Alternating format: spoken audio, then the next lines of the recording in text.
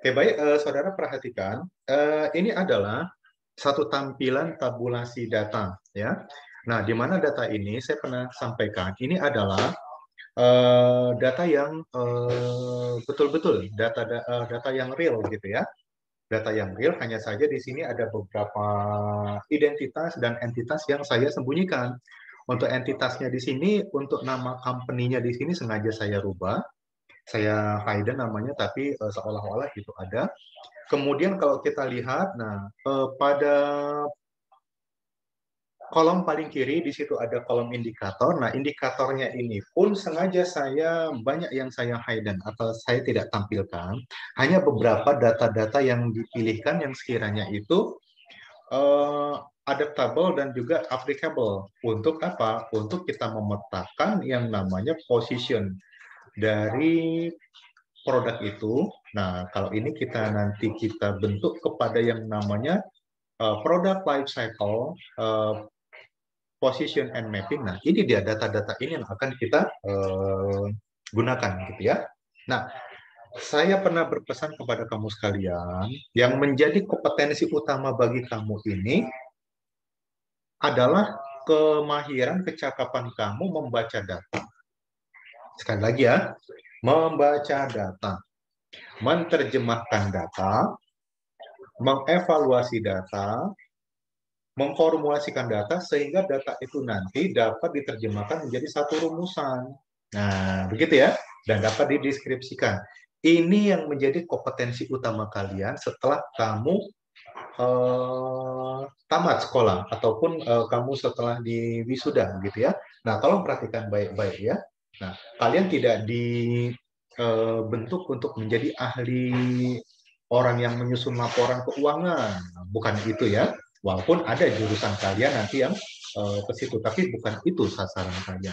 Kemudian di sini juga kemahiran ataupun kecakapan kita yang menjadi standar kompetensi kamu nanti semua adalah kemahiran kita itu membentuk yang namanya pemetaan mapping ataupun model ataupun suatu uh, apa namanya ya suatu merumuskan, membentuk ataupun menerjemahkan yang namanya grafik ataupun kalau boleh dikatakan itu ya salah satunya adalah kurva ataupun yang namanya eh,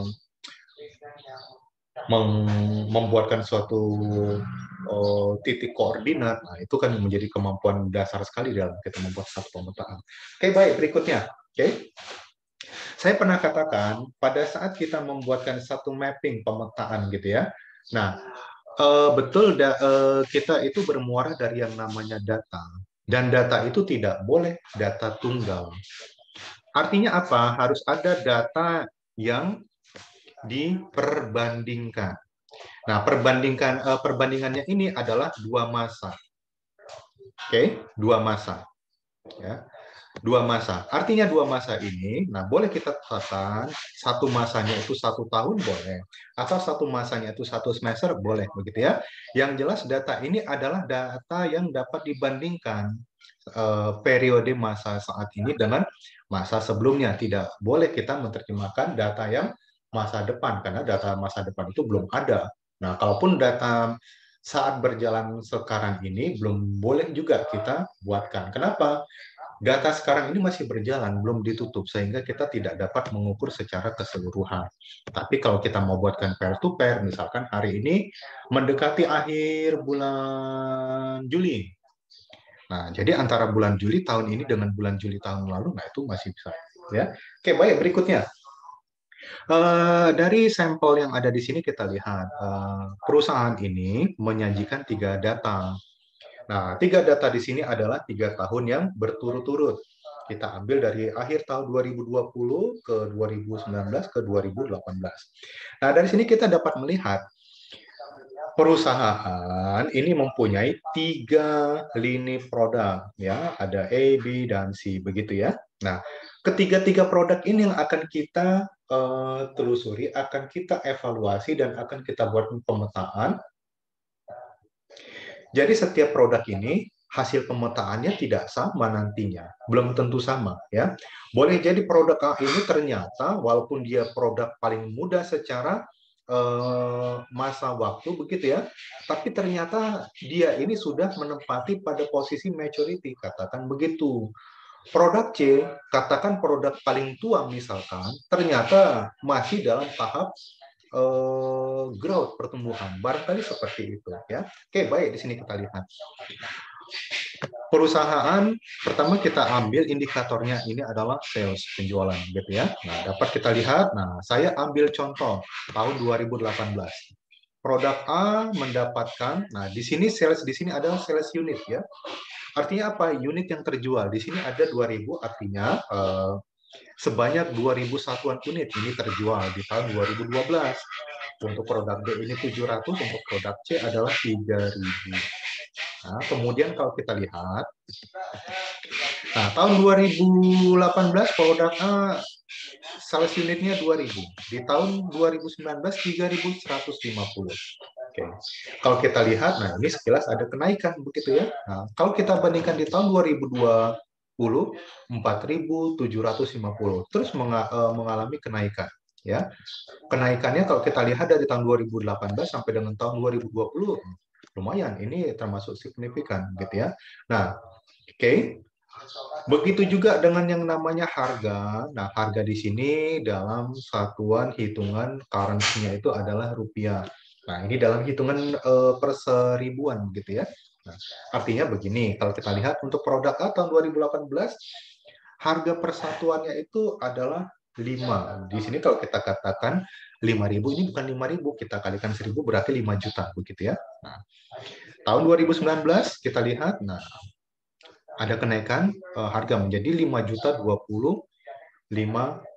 seperti ini.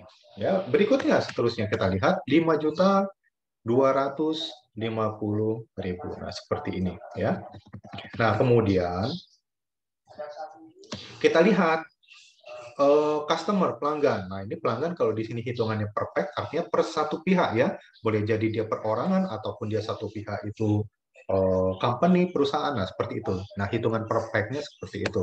Kita lihat untuk produk A 1.550 di tahun 2018. 2019 mengalami kenaikan 2.850.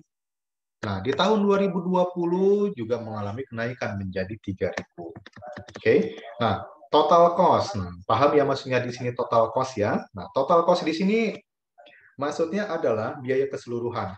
Nah, di sini kalau misalkan saudara itu memahami namanya laporan keuangan, ada namanya laporan laba rugi general umum ya. Nah, ada juga yang namanya laporan laba rugi segmen.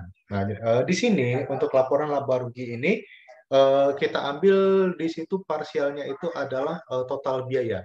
Nah, total biaya ini bersifat segmen, artinya total biaya karena ini kepentingannya untuk pemasaran, marketing adalah total biaya marketing. Ya, dapat diikuti ya. Total biaya marketing. Kita lihat total biaya marketing. Nah, di sini hitungannya itu kita buatlah. Apakah ini mau dibuat dalam hitungan per 1.000 boleh, atau sementara ini secara normatif seperti ini boleh gitu ya. Kita lihat di sini 7.750.000. Ini total biaya untuk total biaya marketing ya. Nah, kemudian di tahun 2019 masih di produk A. 12.500.000. Nah, kemudian untuk di tahun 2020 14.650.000. Nah, kemudian di sini kita lihat. Paham ya kalau di sini disebut kompetitor itu siapa? Paham ya? Nah, ini adalah pesaing. Nah, pesaing di sini adalah per part. Artinya per part ini adalah per pihak. Siapa yang menjadi pesaing kita? Ya. Itulah yang kita tetapkan. Apakah dia itu pihaknya itu adalah perusahaan yang bersifat sole sendiri, ataupun dia perusahaan yang bersifat grup atau konglomerasi begitu ya, tapi adalah satu pihak. Gitu. Kita lihat untuk produk A, kompetitornya ini ada 6 di tahun 2018. Tahun 2019 ada 10. Di tahun 2020 ada 8. Oke. Nah, data ini secara apa namanya, secara numerik ya seperti ini. Nah, sekali lagi kemahiran kita di sini adalah menerjemahkan data. Nah, bila perlu kita cari pengembangan data. Nah, di sini kita lihat ada yang namanya keterangan. Nah, keterangan di sini dapat kita lihat ya. Ternyata di sini ada industrial information. Apa katanya? Ya, secara umum standar pertumbuhan sales volume untuk industri ini. Nah, kalau kita lihat di sini dapat kita lihat ya. Ini perusahaan-perusahaan apa? Ini perusahaan bergerak dalam logam ya. Apakah dia produksi ataupun ini dia tradingnya, tapi yang jelas di bidang logam. Nah, perusahaan itu declare, menyatakan secara umum pertumbuhan penjualan. Nah, ini kalau dihitung dari sales volume dalam 1 tahun itu 15%. Ini standar normal begitu ya. Artinya apa? Kalau kita mengacu kepada data ini, jika pertumbuhan dalam 1 tahun itu kurang dari 15%, berarti pertumbuhannya ini lemah. Begitu ya. Tapi kalau di atas 15%, berarti pertumbuhan penjualan dari sales unit untuk produk ini tinggi. Nah, begitu ya. Nah, menerjemahkannya seperti itu. Ya.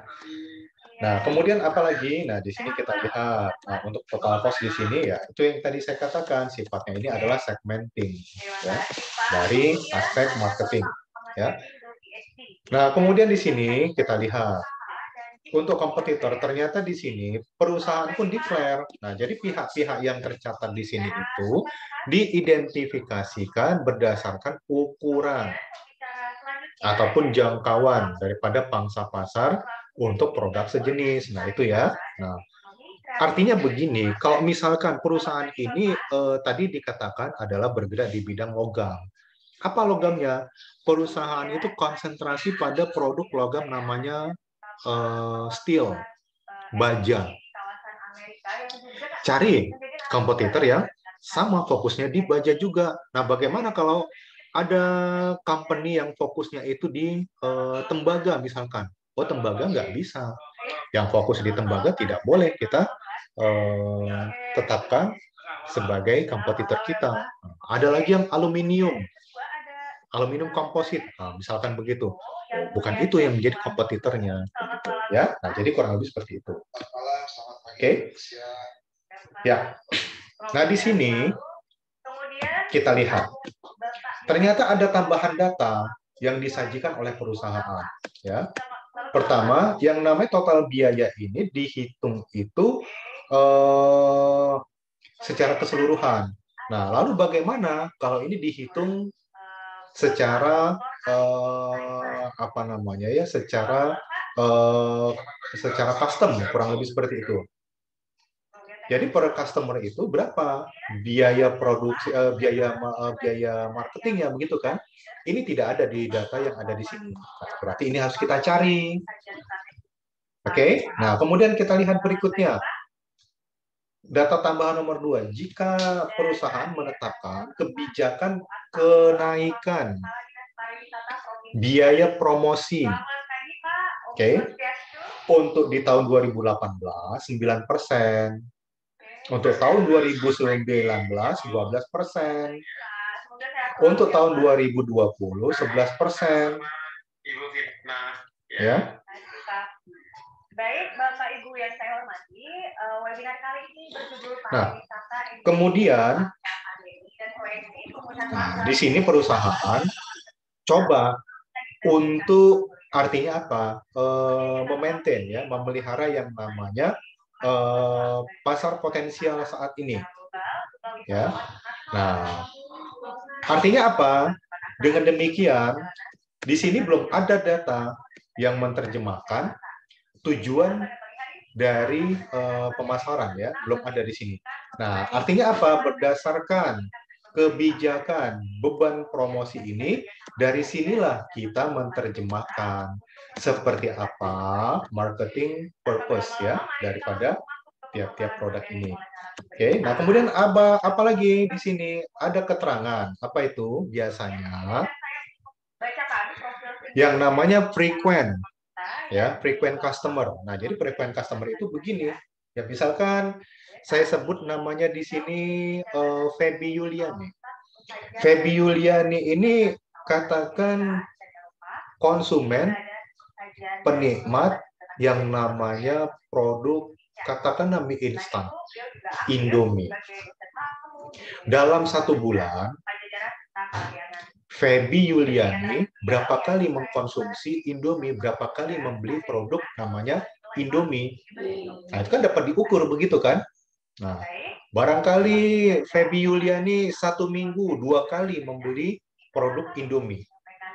Perkara berapa banyaknya nanti dulu begitu ya. Yang jelas 2 kali membeli produk Indomie. 1 minggu berarti 1 bulan berapa kali? Nah, berarti kan dapat dihitung ya 2 kali 4. Berarti dalam waktu kurun 1 bulan Feby Yuliani sebanyak 8 kali membeli produk Indomie. Nah, membeli berkali-kali itulah disebut namanya frequent customer. Pelanggan yang berulang. Nah, di sini pun demikian. Ya. Nah, jadi setiap produk itu dilihat yang menjadi indeks frequent customer dari tiap-tiap produk berapa. Nah, di sini kita lihat misalkan begini, customer untuk produk A tahun 2018 1.550. Begitu ya. 1.550. Oke. Nah, di sini indeksnya berapa? Nah, di sini indeksnya 1,5. Berarti dapat dihitung ya, 1,5 dikali 1 apa namanya dikalikan 1,5 ya. 1.550 dikalikan 1,5. Oke, dikalikan 1,5. Oke, berapa? Dapat dihitung angkanya ya. Artinya transaksi pembelian sebenarnya berapa? Nah, sebenarnya adalah maaf ya. Tadi saya katakan dikali 1,5, bukan dikali tapi dibagi. Berarti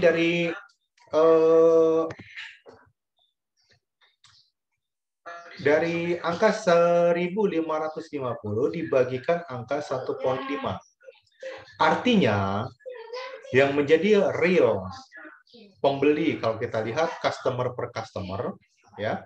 Ya, artinya dapat dilihat ya. Nah, sebagai uji coba silakan coba.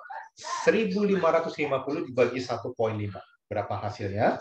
Nah, hasilnya itulah yang menjadi data berapa pelanggan atau berapa orang pelanggan yang semestinya. Oke. Sudah? Nah, oke. Sama, misalkan begini. Satu kelas yang kita bertemu hari ini ada 50 orang. Semuanya penikmat ataupun konsumen mie instan. Begitu ya. Nah, berapa orang tadi?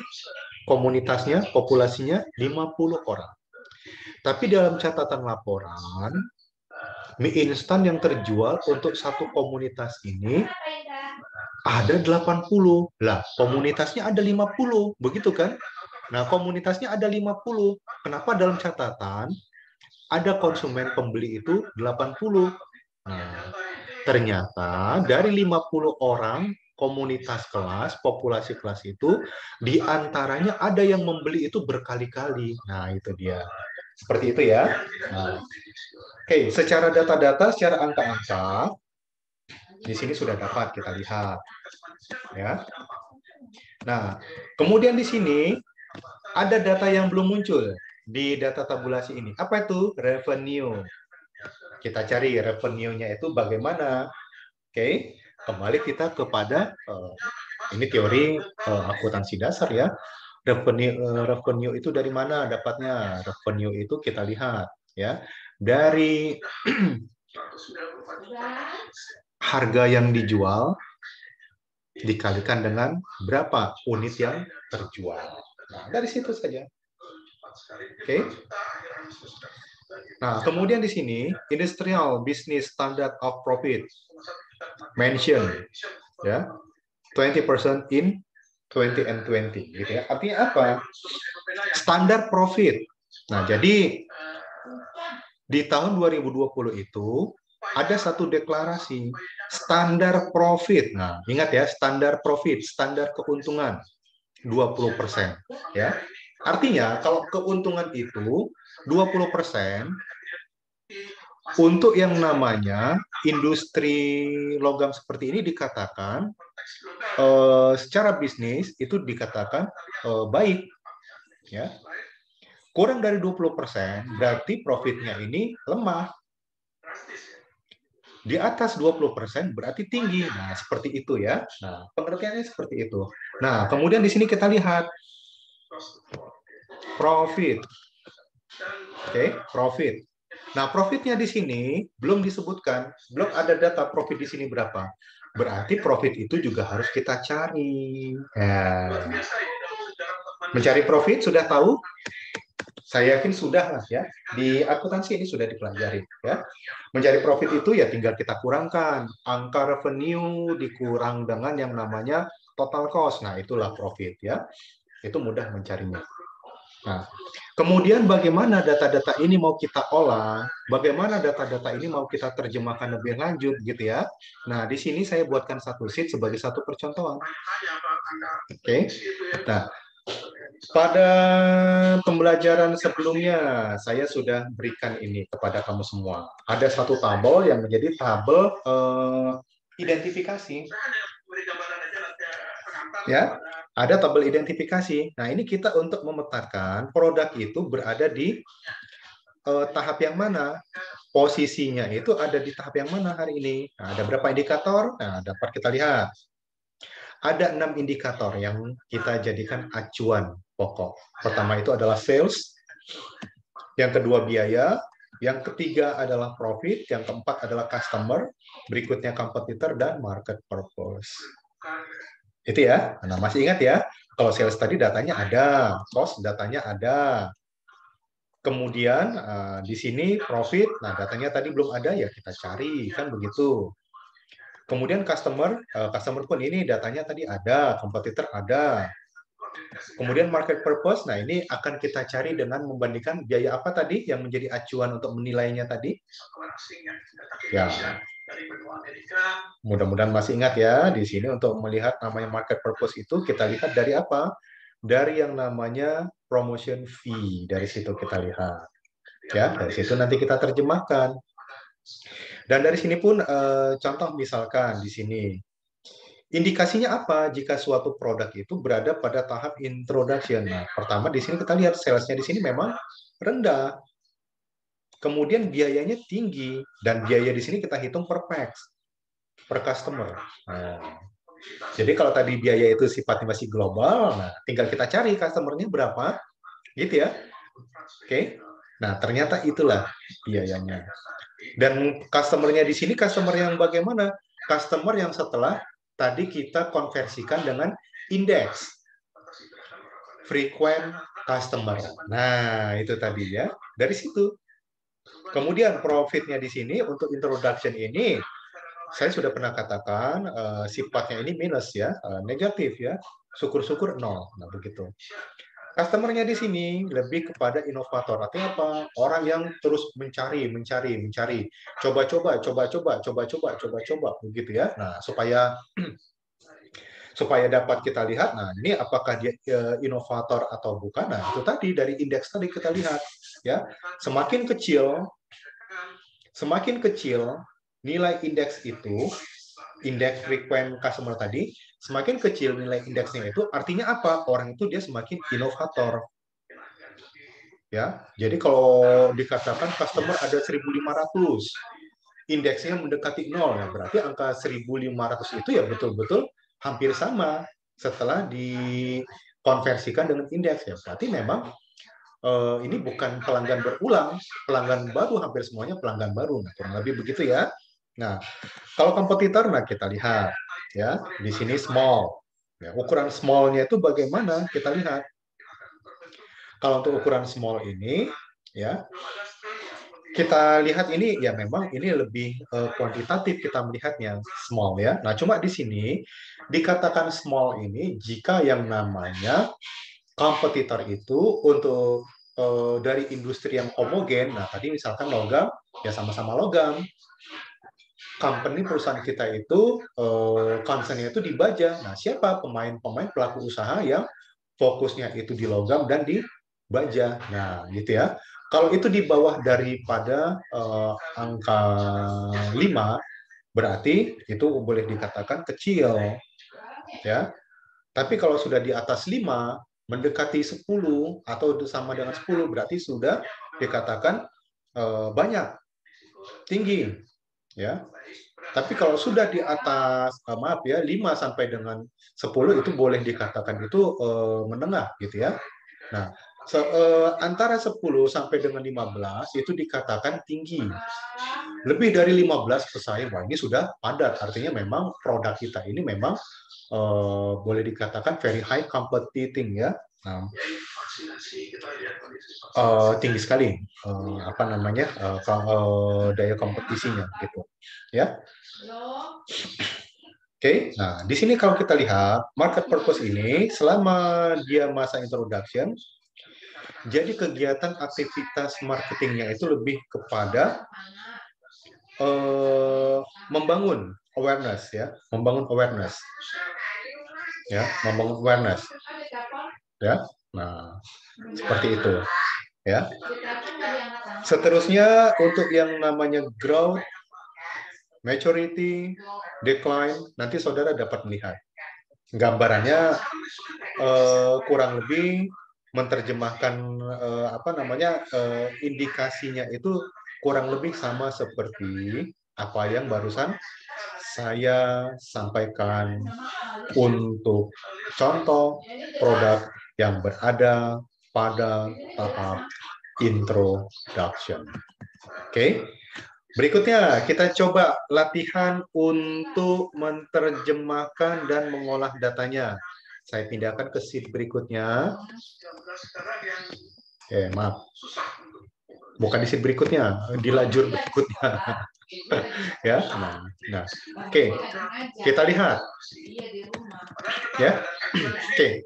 Sekarang kita sedikit interaktif. Nah, di antara kamu jika ingin interaktif, nah boleh dibuka mode-nya. Nah, silakan ya. Nah, contoh di sini saya ambil sebagai perumpamaan suatu contoh. Produk apa dulu yang saya tampilkan di sini? Suruh pindah rumah sakit aja, di rumah sakit di Tangerang. Oke, good ya. Nah, pertama kita lihat indikasinya apa di sini? Sales. Sales ya, good. Ya. Good. Ya. Boleh, kan banyak rumah sakit. Ya, sales ya.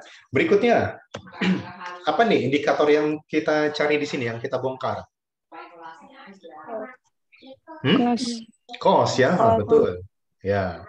Betul ya. Nah, berikutnya apa ini? Profit ya. Oke, good. Nah, berikutnya apa ini? Oh, ini dulu ya. Maaf, apa ini? Customer, good ya. Nah, berikutnya apa ini? Oke, good. Nah, berikutnya apa ini? Marketing purpose. Ya. Artinya, semua indikator yang ada di sini saya pindahkan ke sini dulu. Tinggal bagaimana kita terjemahkan. Nah, untuk sales di sini, ya. Oke, untuk salesnya di sini, ya. Coba kita lihat. Nah, di sini berapa salesnya? 2.000. Nah, kenapa di sini menjadi 10 juta? Ada yang tahu? Ada yang tahu? Dikali jumlah unitnya mungkin, Pak. Ya, jadi di sini salesnya di sini yang kita ambil kita pergunakan agar nanti kita mengcounter data satu dengan data yang lainnya. Nah, salesnya di sini, ingat di sini apa yang harus kita cari? Nah, apa tuh yang kita cari? Ini. Nah, berarti di sini salesnya di sini ya kita ambil data apa? Data Harga revenue. penjualan. Nah, di sini dapat kita lihat ya. Untuk produk A. Produk A di tahun 2018. Nah, kan saudara dapat lihat di sini. Sales unitnya di sini 2000, harganya 5000. Kalau ini dikalikan, hasilnya berapa? Hasilnya 10 juta. Sudah? Begitu ya? Nah, demikian juga di tahun 2018. Oke, saudara perhatikan di sini 2019 masuknya untuk di produk A. Sales unitnya 3150. Price-nya 5025. Nah, angka ini jika kita kalikan dapatlah angka ini. Nah, begitu ya. Oke. Nah, kemudian di sini tahun berapa ini? Tahun berapa? 2020. Kita lihat juga tahun 2020.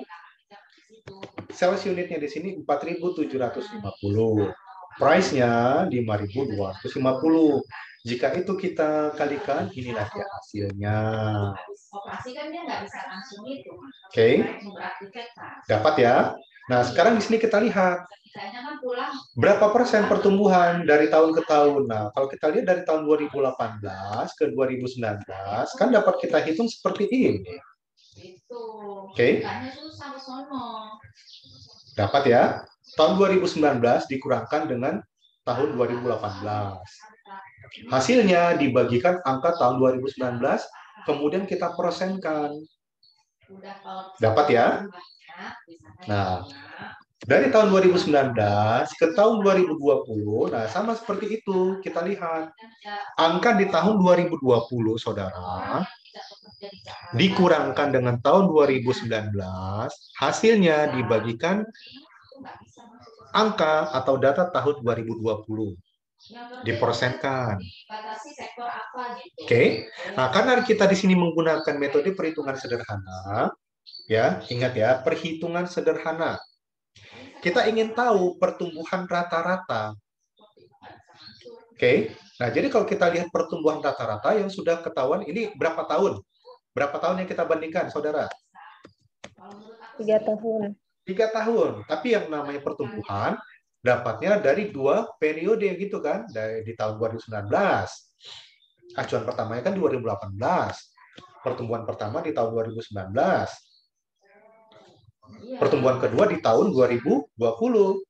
Nah, jadi kalau kita hitung secara sederhana, rata-ratanya berapa? Ya tinggal kita hitung. Angka pertumbuhan 2019 ditambahkan dengan pertumbuhan tahun 2020, hasilnya dibagi 2. Ini dia. Nah, oke. Sudah? Nah, ini ya. Nah, berikutnya. Indikator apa nih? Belum. Biaya. Indikator apa? Biaya ya. Oke. Nah, biaya di sini, berapa biayanya? Baru mau ke 3. Berapa biayanya di sini? Nanti kalau misalkan bisa 7.750. Oke, kita lihat ya. 7.550. Oke. Sudah? Oke. Nah, biayanya di sini boleh kita lihat. Nah, biaya ini biaya per pax. Nah, kalau kita lihat kan begini. Ya. Kalau kita lihat seperti ini, biaya per pax. Ya. Biaya per pax. Artinya kita hitung dulu pax-nya, pelanggannya. Pelanggan setelah kita konversikan dengan indeks frequent customer tadi. Baru angka yang di sini kita bagikan dengan per pax tadi. Itu juga boleh. Atau kalau kita mau lihat global, ini pun sudah cukup sebenarnya, saudara. Nah, tadi biaya ini di tahun 2018, di tahun 2019 seperti ini. Di tahun 2020 seperti ini. Oke. Sama seperti tadi, kita menggunakan metode perhitungan sederhana. Pertumbuhannya di tahun 2019 53%. Nah, begitu ya. Kemudian di tahun 2020 31%. Nah, jadi pertumbuhan rata-ratanya berapa? Ya tinggal kita jumlahkan pertumbuhan 2019 ditambah dengan 2020, hasilnya dibagi 2. Inilah hasilnya. Profit. Nah, profit tadi kan sudah kita tahu ya. Nah, di sini profit dari mana dapatnya? Nah, di sini kan dari revenue. Revenue sudah kita pindahkan di sini. Ya. Oke. Nah, kemudian biayanya di sini. Oke. Nah, artinya apa? Dapat kita lihat. Berarti profitnya di tahun 2018 untuk produk A, angka 10 juta ini kita kurangkan dengan berapa? Angka yang ada di sini. 7.500.000, ya. Oke. Maaf, ini X7-nya di sini.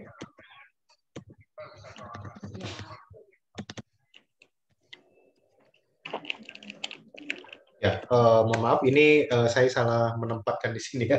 Profitnya di sini, tadi di sini revenue-nya dikurangkan dengan cost di sini ya. Mohon maaf ya. Makanya kalau dia nanti bisa ngomong sama dokternya, abang saya adanya di Tangerang. Nah, ini di sini ya. Berarti kalau kita lihat di sini datanya. Saya kan nggak bisa masuk Jakarta. Kalau dia bisa ngomong gitu sih, ya bisa mungkin. Nah, Itu. sudah? Berapa datanya? Kan gitu ya. Nah. Sudah? Nah, jadi angka ini sudah menjadi revenue dikurangkan dengan angka biaya. Revenue dikurang biaya, itulah profit. Gitu ya. Nah, sama seperti tadi kita lihat. Angka perhitungan pertumbuhan profitnya. Kalau dirata-ratakan, nah ini dia ya. Nah, seperti ini. Kemudian customer-nya. Nah, ini tadi. Customer-nya. Kita lihat. Nah, angka di sini saya ambil contoh ya. Customer-nya di sini 1.550. Kemudian indeks frequent. Customer-nya berapa di sini untuk produk A? Coba perhatikan. 1,5. Iya, 1,5. Oke. Sudah? Angka ini, angka 1.550 ini tadi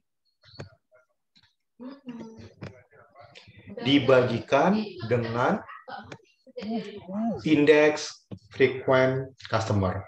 Dapatnya 1.033. Oke. Berarti yang real kalau kita lihat pack per pack-nya itu bukan 1.550 orang, tapi ada 1.033 orang. Itu dia. Ya. Nah, seperti tadi contoh. Nah, misalkan Abdul Manan beli mie instan. Ya. Nah, perusahaan mie instan mencatat untuk satu komunal. Katakanlah kita yang hadir di sini ada 50 orang. Untuk satu komunal kita itu 50 orang. Mestinya tercatat itu pembelinya ada 50, begitu kan? Tapi perusahaan mencatat ada 90. Nah, artinya dari anggota komunal yang ada atau komunitas yang di dalamnya itu dari 50 orang, di antaranya ada yang berkali-kali membeli produk mie instan. Ya, kurang lebih seperti itu. Ya. Nah, tahun 2019 ya juga begitu. Kita lihat. Lalu pun kita bandingkan. Ya. Oke. Nah, pertumbuhannya sama seperti tadi, saudara. Ya. Data saat ini dikurangkan data sebelumnya, kemudian dibagi dengan data saat ini. Dapatlah pertumbuhan seperti ini. Nah, di tahun 2020 seperti ini juga. Kita hitung rata-ratanya ya seperti ini. Ya, 25%. Untuk kompetitor, nah kita lihat di sini. Ya. Nah, ternyata setelah dihitung, kompetitornya ini dapat hasil bukan 40%, tapi 8% di akhir tahun 2020 ya, pertumbuhan customer-nya.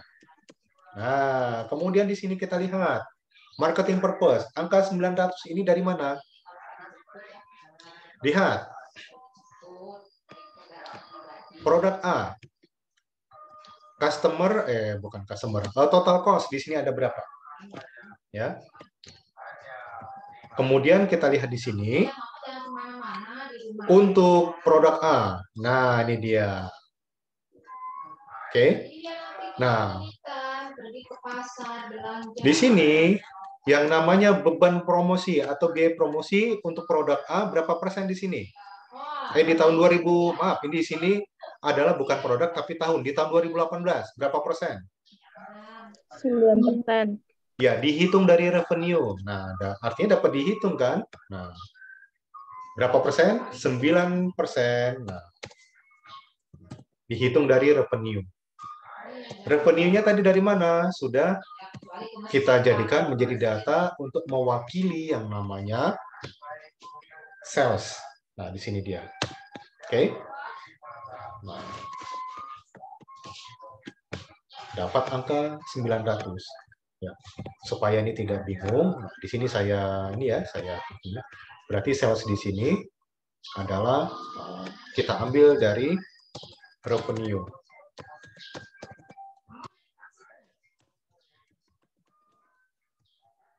Sudah ya? Nah, tahun 2019 saudara juga sama, 2020 juga sama. Oke? Sudah? Nah, kemudian di sini ini kita lihat angka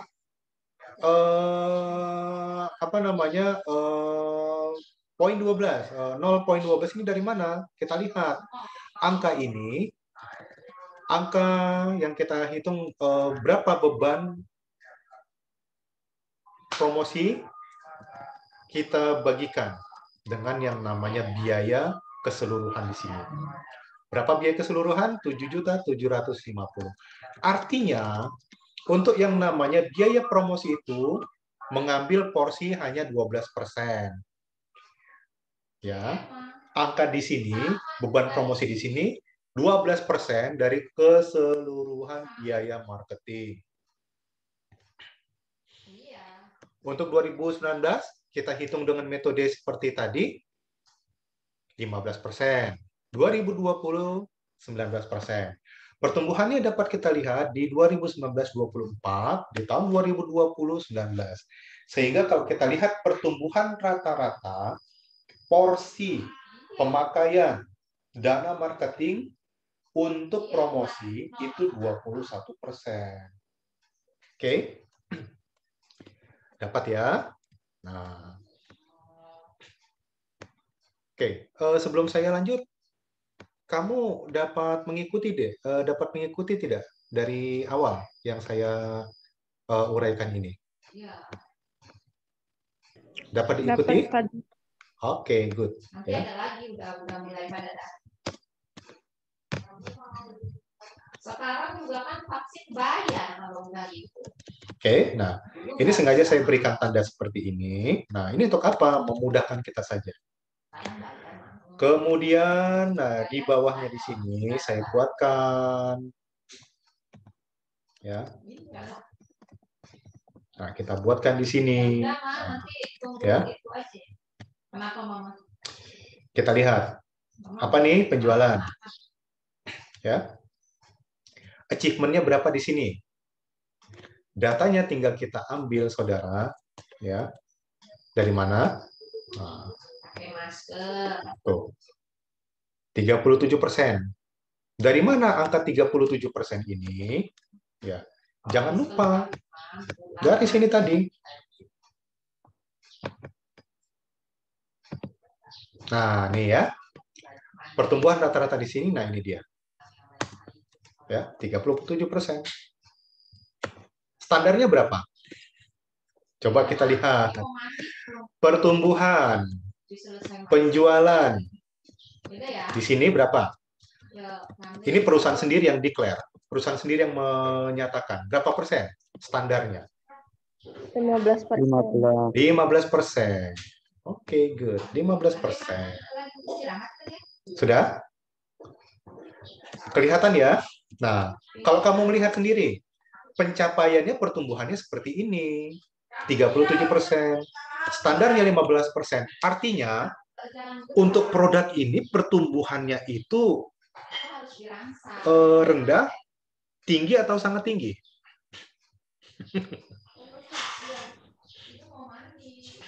Tinggi.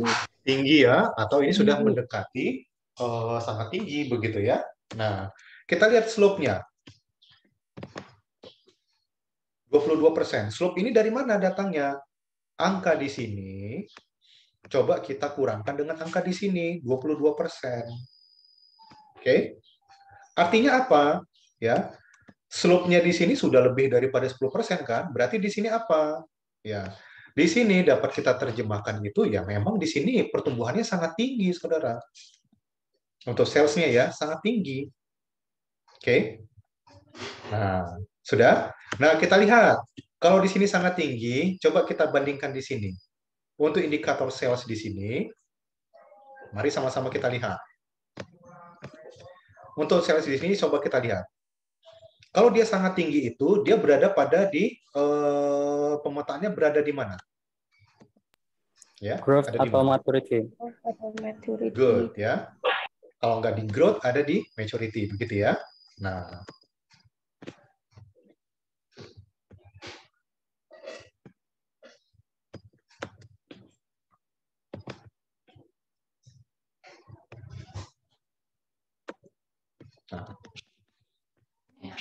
saya buatkan inisialnya begini ya, growth or metric ya. Paham ya maksudnya? GM ini maksudnya paham ya? Maksudnya GM ini growth or metric, growth or maturity gitu ya.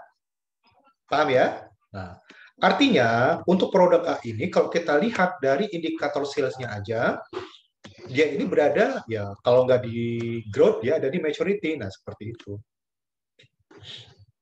Oke. Ya. Ya. Sampai di sini dapat diikuti? Dapat. Dapat ya? Ya. Dapat diikuti ya? Oke.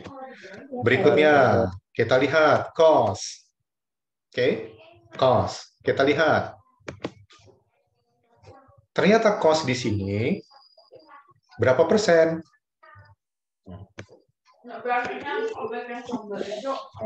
Kita lihat dari sini cost-nya. Ya. Oke. Nah, cost-nya di sini kita lihat ya. Nah, tadi cost-nya di sini kita hitung berapa nih? Ya, dari biaya per customer. Begitu saudara ya. Oke. Nah,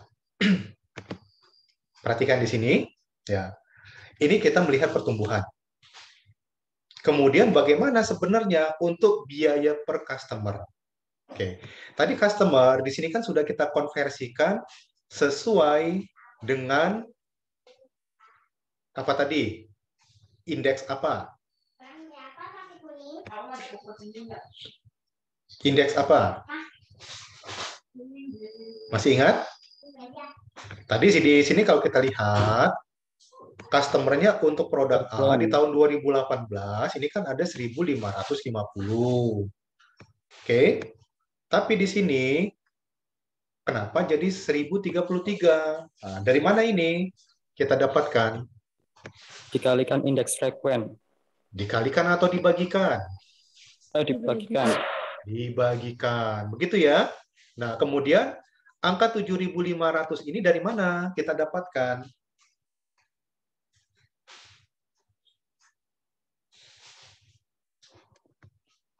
Ayo, matematika. Ya, tinggal kita bagikan di sini. Biaya di sini dibagikan dengan berapa? Customer real kita per pax-nya. Ini hasilnya. Tahun 2019 ya sama juga begitu. Oke. Kita lihat.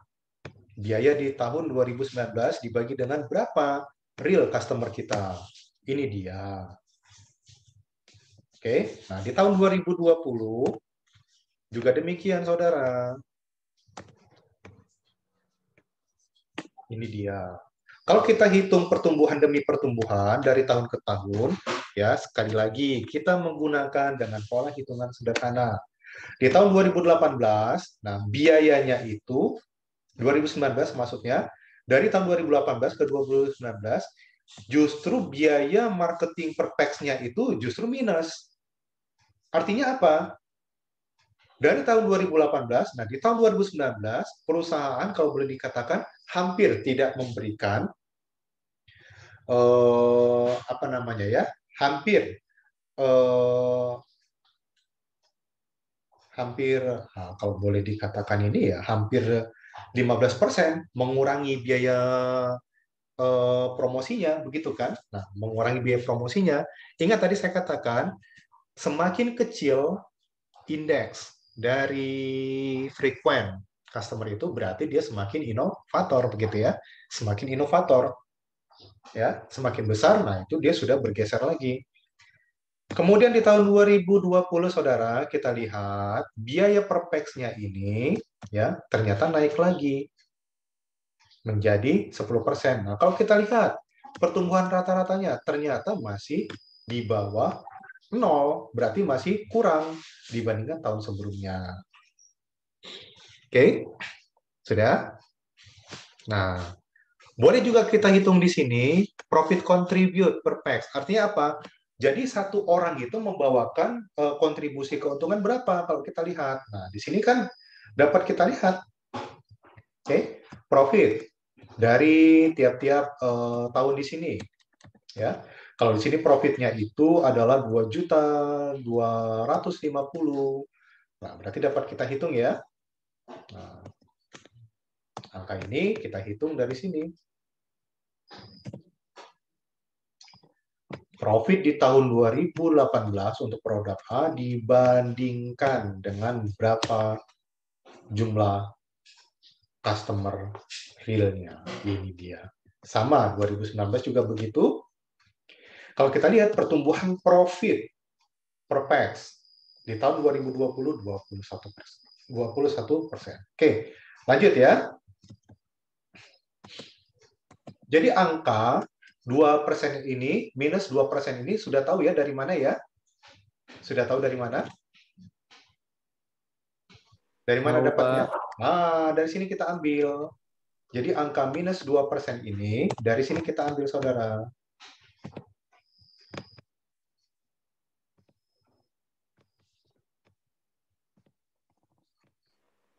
Minus 14 ditambah Bukan. 10 dibagi 2. Nih, hasil hitung pertumbuhan rata-ratanya. Ini kok. Rata-rata. Ya. Sudah? Nah, lalu standar pertumbuhannya dari mana? Kita lihat 5%. 5% ini dari mana? Ayo kita bongkar lagi data telusurnya di sini. Oke. Nah, 5%. Oh, maaf, ternyata di sini ya. Data di sini adalah data commonly. Ya. Data commonly. Maksudnya data commonly di sini ya. Perusahaan tidak mendeklarasikan, kemudian tidak memberikan tambahan, ya. Artinya di sini normalnya biaya per pax itu untuk satu produk itu adalah 5% gitu. Nah, contoh misalkan begini. Sebelumnya saya ada contohkan itu adalah produk rokok gitu kan. Nah, kamu semua pasti ada yang merokok gitu. Nah, berapa harga jual rokok untuk satu bungkusnya rata-rata? Silakan. Sampai end user kamu beli. Nah, yang merokok coba cerita. Kamu membeli rokok itu satu bungkus berapa harganya sekali beli?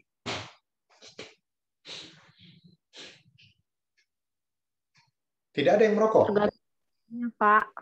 Ah, siapa yang sering membeli rokok lah di sini berapa? Kalau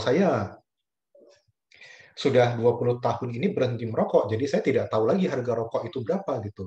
Nah, barangkali kamu di sini yang masih merokok gitu ya, yang masih isap rokok di sini, berapa harga rokok kamu beli satu bungkusnya?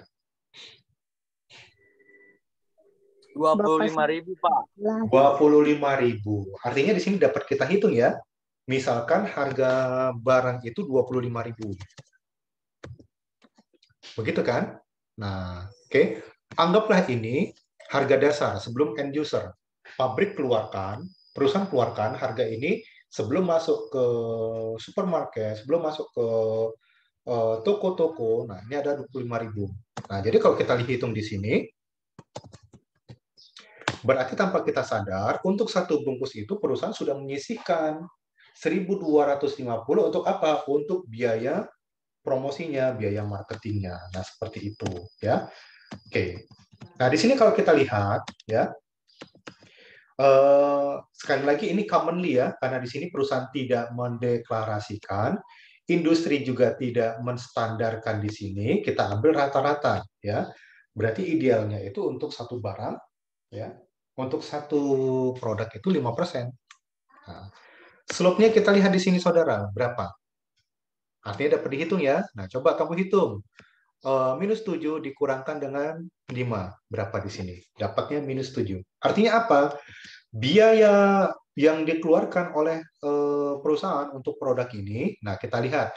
Menurut kamu kalau biayanya di sini itu di bawah 0, slope-nya dari pertumbuhan, artinya biayanya di sini besar atau kecil?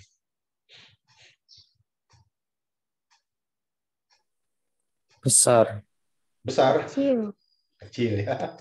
Oke, kita lihat. Ternyata di sini memang kecil, ya. Sudah di bawah 0, berarti memang sangat rendah gitu. Nah, ayo mari kita kembali ke tabel identifikasi. Oke. Kalau biaya di sini dia indikasinya kecil atau bahkan sudah lebih kecil, begitu kan? Nah, sangat kecil. Dia berada di tahap mana produk ini? Mature. Maturity. Tadi coba kita lihat di sini. Dia di sini low atau very low? Very low. Very low. Very low. Very low itu ada di mana? Maturity. Di mana nih? Mature. Low di sini. Very low ada di mana? Oh, decline. Decline. Ya. Artinya untuk produk ini kalau dilihat dari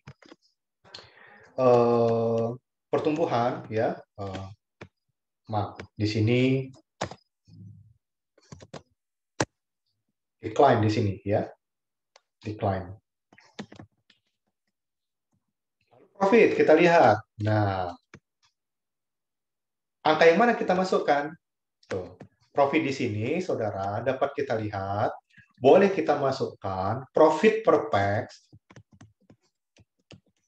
ya, profit per pax, ya, yang ada di sini nih. Ya, maaf. Dari mana ini kita masukkan? Dari mana kita dapatkan? Oke. Nah, boleh yang dari profit per pax ataupun profit secara keseluruhan. Kita lihat misalkan, kita ambil dari yang keseluruhan ya, profit secara umum global. Kita lihat. Oke. Di sini 5%, 50%. Sudah? 50%. Standarnya berapa di sini? Kita lihat. Ternyata standarnya itu 20. Ya, 20. Nah, seperti tadi, slope selisihnya berapa? 30. Berarti di sini, ini udah sangat tinggi pertumbuhannya. Oke. Nah, kalau sangat tinggi, kita lihat. Kembali ke sini, saudara. Di tabel di sini nih, ya. Kalau dia tinggi atau sangat tinggi, dia ada di mana nih? Ada di Growth mana? or maturity. Ada di maturity. Nah, begitu ya. Nah, berarti dia di sini. Ada di maturity. Oh. Sudah? Kita lihat customer. Customer ini dari mana kita lihat? Oke. 25%. Ini dari mana? Ada yang tahu kira-kira dari mana 25%? Rata-rata kan yang dihitung tadi Pak di sebelah. Nah, kita lihat di sini ya. Nah, kita lihat customer itu yang sudah kita konversikan dengan indeks frequent customer. Ini dia. Ya. Jadi data 25% ini kita ambil saudara dari mana? Ya, dari data customer yang sudah kita konversikan dengan data Frequent. Yang sudah dikonversikan dengan data customer frequent. Standarnya berapa? 1,5. Berapa standarnya? Ya, kita lihat. Di sini ada tidak? Untuk customer.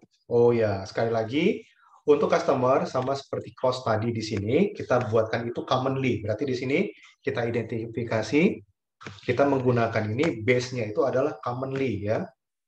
Nah, commonly itu paham tadi ya? Commonly itu dari mana? Ini adalah standar yang berlaku secara umum. Ya, standar yang berlaku secara umum kalau kita lihat dari aspek pertumbuhan terhadap pertumbuhan. Oke. Nah, slope-nya dari mana? Di sini dapat kita lihat. Slope-nya ini 5%. Artinya apa? Kalau kita lihat, ternyata yang namanya customer pertumbuhannya itu, ya dia sudah masuk di angka 5%, akan menuju ke 10%. Berarti dia di sini middle. Oke, middle. Kalau middle, nah berarti di sini identifikasinya apa? Ayo kita lihat di sini. Kalau customer, dia berada pada posisi middle, dia ada di mana nih? Perhatikan di sini customer. Kalau dia rendah, dia ada di sini. Kalau dia tinggi atau sangat tinggi, ya dia ada di growth. Tapi kalau middle atau dia mendekati tinggi, di mana? Maturity. Berarti dia di sini ada di tahap maturity. Begitu ya. Berikutnya untuk kompetitor. Nah, kita lihat. 8%. Paham ya? 8% ini dari mana? 8% ini kita ambil dari sini.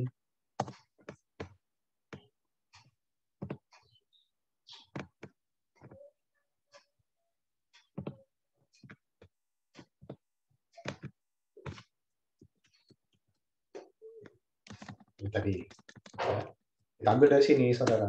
8%. Oke. Nah, kembali ke sini. Standarnya berapa? Nah, standarnya 10%. Oke. Nah, kita lihat. Berapa slope-nya? Ternyata slope-nya di sini di bawah 0. Oke. Nah, yuk mari kita lihat. Kalau kompetitor, kalau dia di bawah 0, ya. Kalau dia di bawah 0, berarti apa indikasinya di sini? Dia berada di mana? Introduction. Introduction dia di sini low. Berarti kalau dia di bawah 0, dia sudah di bawah sekali kan gitu ya? Berarti dia very low begitu ya? Nah, ada di mana? Decline. Ya. Ya, ya di sini sudah very low ya. Betul-betul turun di sini. Berarti indikasinya di sini di mana? Ya. Sorry, ini bukan maturity di sini ya. Decline dia di sini ya. Oke. Sudah? Nah, berikutnya untuk market purpose. Nah, Paham? 21% ini dari mana? Angka ini kita ambil dari sini tadi nih.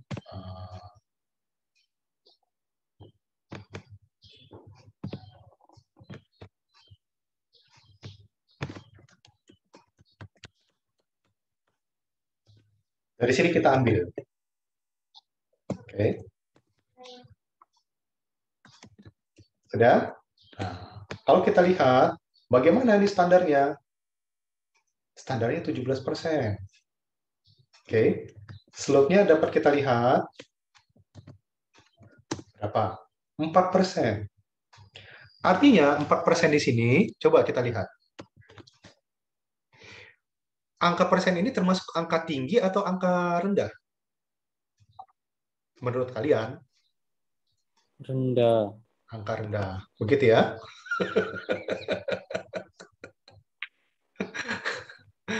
Ya, angka rendah. Wah, Hah? Angka rendah ya, berarti dia di sini termasuk apa nih? Termasuk tinggi. low, begitu ya? Termasuk rendah di sini ya. Oke, indikasinya apa di sini? Ya, kita lihat ya. Kalau dia di sini, ya, market purpose, artinya di sini apa? Dia sudah bukan lagi apa namanya? Sorry, dia ini sudah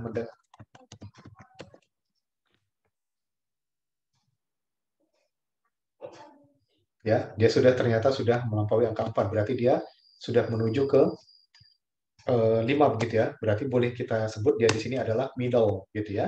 Nah, kalau middle di sini artinya apa, Saudara? Kita lihat, dia sudah bukan lagi menggiring opini. Sudah bukan lagi mencari yang namanya pangsa pasar. Tapi dia di sini sudah masuk kepada apa nih? Sudah masuk kepada yang namanya maintaining. Ya, berarti dia di sini termasuklah dia di sini, indikasinya di sini apa nih? Ya.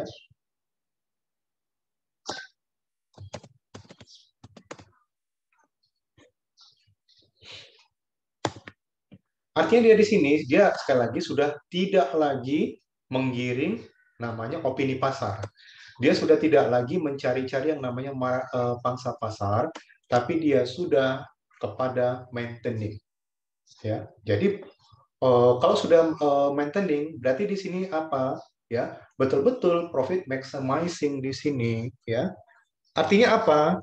Kalau ada satu produk yang terindikasi seperti ini, oke, jangan heran jika harga itu dibandingkan dengan harga yang lainnya, cenderung itu jauh selisihnya lebih mahal. Tapi justru selisihnya lebih mahal, kalau kita lihat yang namanya sales-nya, penjualannya, justru dia tidak turun, stabil atau bahkan tetap tinggi. Nah, itu dia. Oke, nah seperti itu saudara. Nah, artinya kalau demikian ini berarti dia ada di sini, ya. Berarti dia ada di mana nih? Ada di tahap apa? Ada di tahap maturity, begitu ya. Maturity. Oke, sudah dapat ya? Oke, berikutnya kita mau memutuskan. Oke.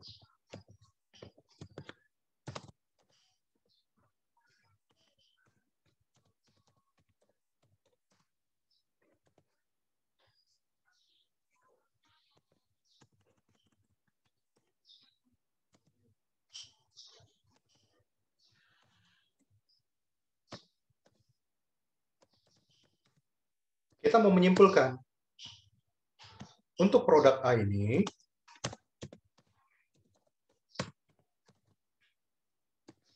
dia itu ada di mana sih sebetulnya? Nah, mari kita lihat. Mari masing-masing ya, kita lihat. Untuk di tahap introduction,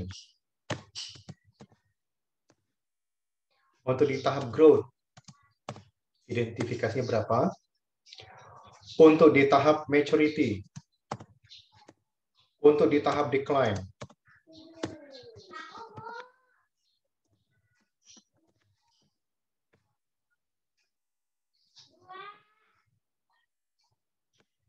nah, kita lihat ya.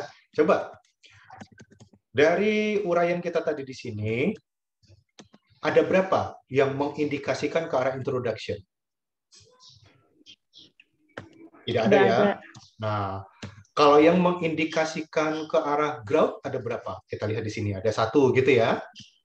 Nah, untuk yang mengarahkan ke maturity ada berapa? Kita lihat 1, 2, 3, 4, 5. Ada berapa jadinya?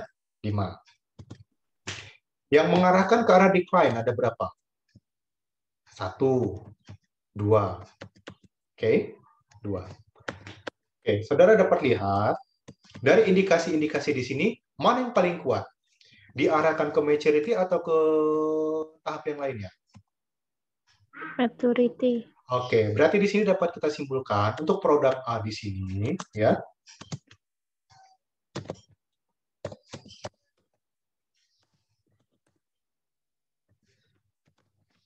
Sudah?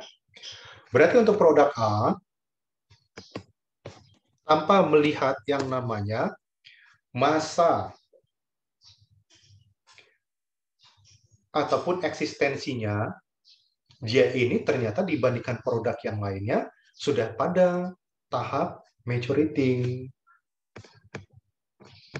Oke, dapat diikuti? Ya, Dapat. ada. Ya. Nah, dari sini nanti kita menentukannya, saudara. Nah, dari sini. Ya. Kalaupun misalkan kita melihat, wah ini ada 2 pendekatan. Nah, seperti ini. Kalau dia tidak growth, maturity, silakan buat seperti ini. Tapi nanti di sini kita tabulasikan. Di antara introduction, growth, maturity, and decline, mana yang paling kuat kecenderungannya. Itulah nanti yang menjadi ending daripada penyimpulan kita. Produk ini ada di mana. Nah, seperti ini. Oke? Sudah? Sampai di sini dapat diikuti? Dapat, Father. Oke, ya. Oke, jangan lupa saudara,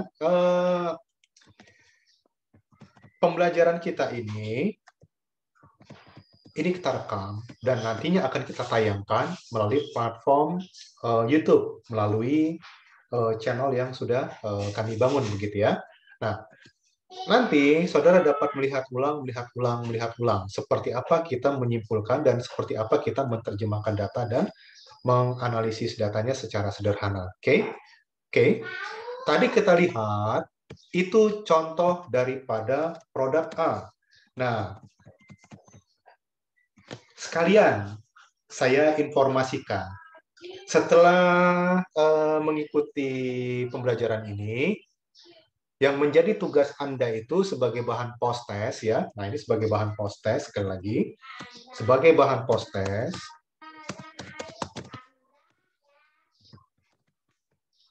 Sebagai bahan post test, saudara. Oke. Ini berdasarkan data di atas tadi. Oke. Nah, coba kamu determinasikan dari tiap-tiap produk. Kalau tadi kita baru menemukan produk A saja, kemudian bagaimana dengan produk B?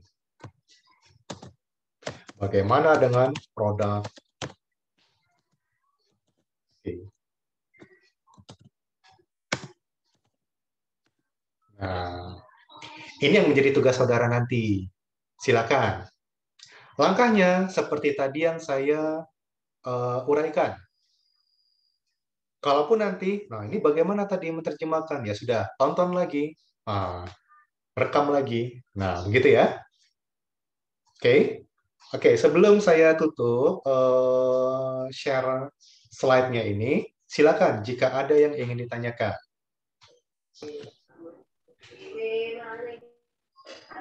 Berarti tinggal cari yang produk B sama yang C-nya doang ya, Father? Betul. Ini tugas kita yang berikutnya nanti. Oke. Ini latihan kita, post test kita berikutnya itu. Ya. Oke. Ya. Oke. Paham ya? Nanti apa yang kamu kerjakan semua, latihan kita nanti seperti apa, kita cari yang di sini. Langkahnya seperti tadi yang sudah saya jabarkan seperti ini. Nah, ini sebagai pedoman kita untuk memetakan tahap demi tahapnya, gitu ya. Nah, ini langkah kita di sini, ya. Ini langkah kita di sini. Silakan Anda manfaatkan di sini. Oke, silakan Anda manfaatkan. Father, Ya, silakan. waktu pengumpulannya, ini kan kita nungguin yang ini dimasukin ke YouTube dulu. Oke. Untuk batas waktunya nanti, setelah ini kita kembali ke Google Classroom. Arahannya di situ. Termasuk juga nanti ada hal-hal lain yang mesti kita lakukan berikutnya.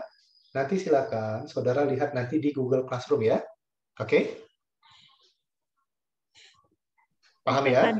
Oke, ya. Oke, jika sudah paham, ingat, saudara